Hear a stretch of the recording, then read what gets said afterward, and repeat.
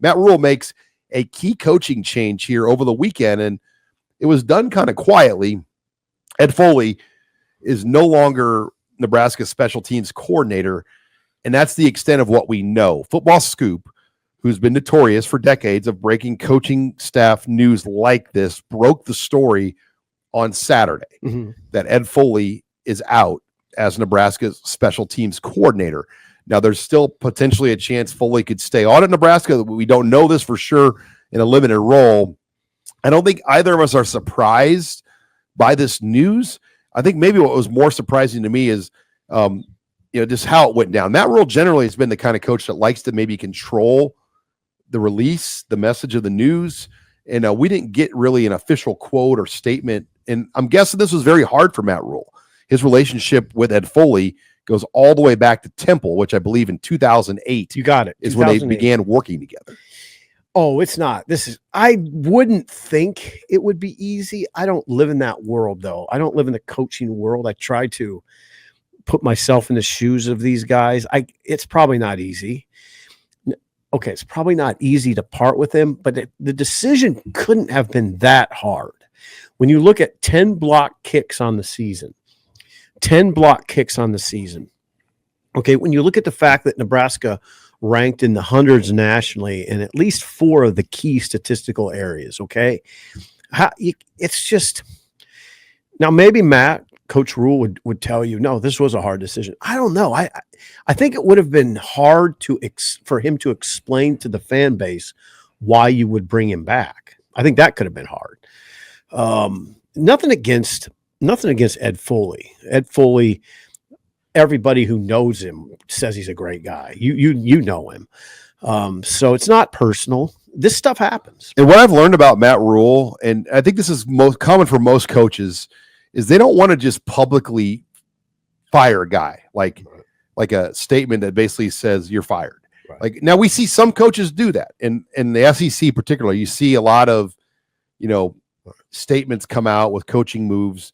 Bo Pelini was that way. He didn't like to do that to his assistant coaches. No, he didn't. I mean, Bo would take sort of extreme measures. We've talked about this with Sean Watson, but the Sean Watson, when Bo didn't basically let him go, but remember how awkward that was? Because it went on for weeks and weeks where I'm sure you heard that Sean was gone, and we were like, whoa, what's going to happen? Ted Gilmore?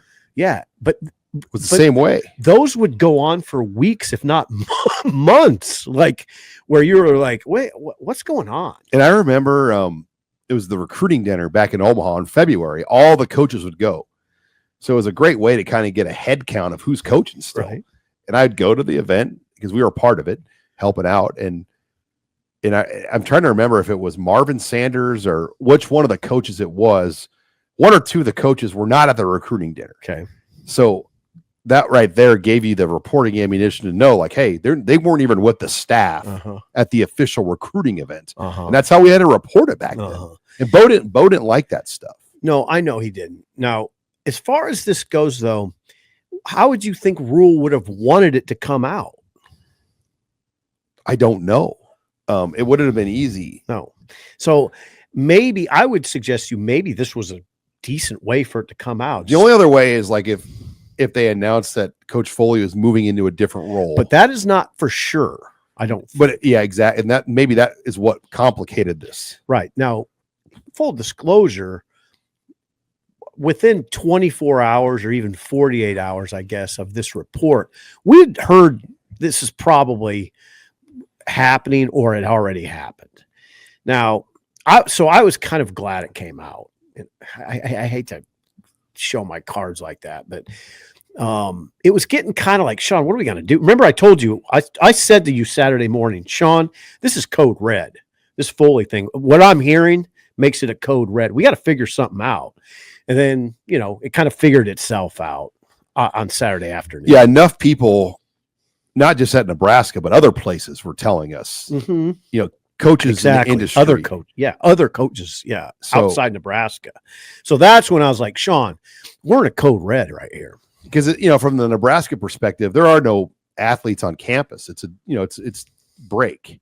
So it's a little different time on campus right now than it normally would be. But so now where do they go? Mike Eckler is a guy that I wrote about. Why did I write about him? Because Mike Eckler has coached here, but also Mike Eckler and Mike. I don't think Mike would mind me saying he's interested. I mean, he would do it.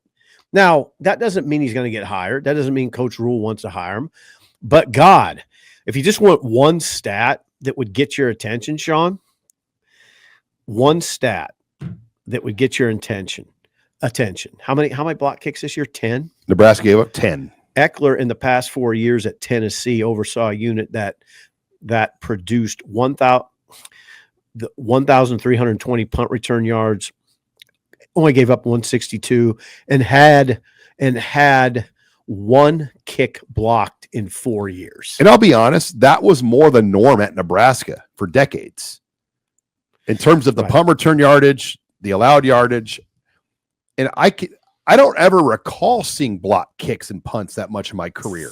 It was a rarity. You didn't see it very often. No. Like, tell me, okay, the only other time I remember an extra point being returned for 2 was the Capital One Bowl, South Carolina. Mm-hmm. And it was a huge play in that game. Yeah, but it was so weird. It was so rare. You're like, is this really happening? Well, because an extra point is coming off a kicker's foot at like 100 miles an hour. So to get your hands on it, to knock it back straight, takes a pretty good block. So to repeat, in the past 4 seasons at Tennessee, Tennessee allowed 1 blocked punt, Sean, and 0 blocked field goals.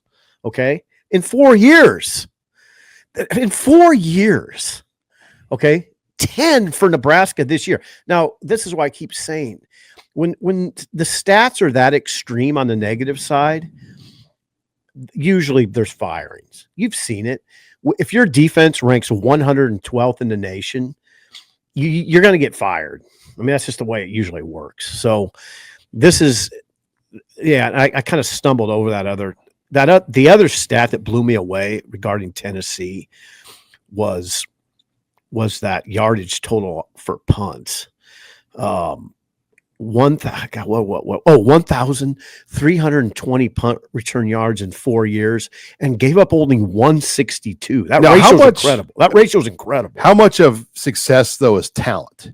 He played walk-ons, freshmen at Tennessee. Yes. So he emphasizes that. They didn't play their starters on specials. Well, if you remember back when, special teams were good at Nebraska. You had Brandon Rigonis and guys like that were key players. No, Sean, that's absolutely a good point by you. And I wondered that myself. But no, they didn't. They played. It was 4 years of playing walk-ons and freshmen. They play 0. Okay, Sean, this is straight from a Tennessee guy. They play 0 starters usually on special teams. Now, but there's talent. There's no doubt about that. Nebraska, but Sean, come on now. Was talent an issue at Nebraska, you think?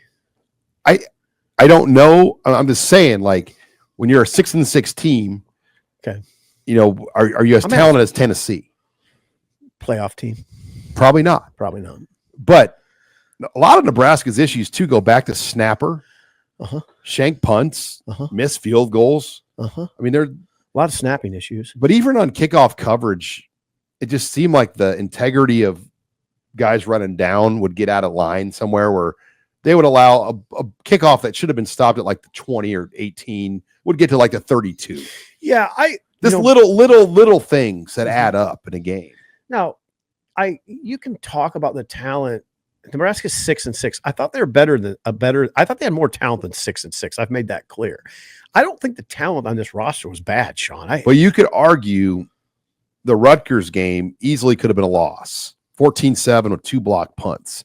You could argue the Boston College game, 20-15 with the special teams issues. They were fortunate to win that game. Yes. With those special teams breakdowns. Yeah. This is what I mean. It shouldn't have been a hard decision. The Illinois game, they missnapped a ball on a field goal that would have won the game.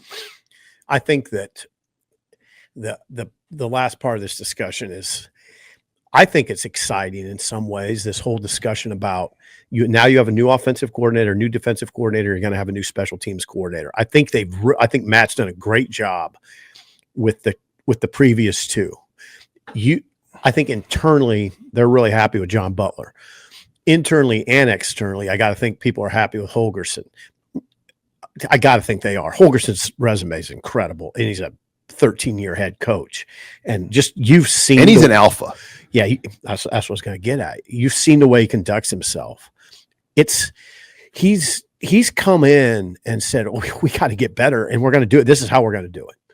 All right. He's down there sitting courtside next to Troy Dannon. Yeah. I mean, he's not just going to sit. I mean, he's confident, right, in what he's doing. Yeah, and I have a high degree of confidence in Butler. And I mean, externally, people just don't know as much about Butler as they do Holgorsen. That's the only reason I say that. And now you get a chance to kind of do a clean sweep, get a big time coordinator in here. It doesn't have to be a big name. I mean, how many big name special teams coordinators are there? It doesn't have to be that. Just get a very competent guy that can whip that thing around. And that's the other thing about Eckler, by the way. In 2021, he went in there and whipped it around. Tennessee wasn't good on special teams. That's why they had to make a change. And he whipped it around fast. And let's be real, when Matt Rule hired his initial staff, he didn't have a lot of time. Right. I mean, and I think they told Trev no. And then Trev kept coming at him to the point where Rule said yes. And then he's like, God, he had to build this thing pretty quick. Good point. And, finding the coordinators, the assistants, and they had to take some chances on guys like Bob Wager. It ended up being a disaster. We can say that now. It was a disaster. It was. It didn't work out. It didn't work out. I mean, they had to do some things. And now he's kind of had some time, and the college football landscape has shifted in these 2 years with the NIL and all these. So Nebraska's an attractive opportunity for a lot of guys. And here we go, Sean. Here we go into, season 3. And there needs to be significant improvement.